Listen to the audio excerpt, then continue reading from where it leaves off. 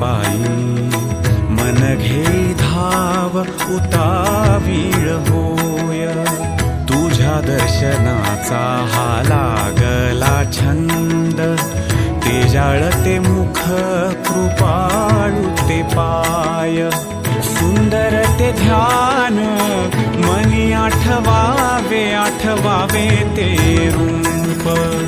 विठ्ठलाची हाक धरली मी पंढरीची वाट पांडुरंग माऊली विठ्ठल माऊली आई विठ्ठलाची हाक धरली मी पंढरीची वाट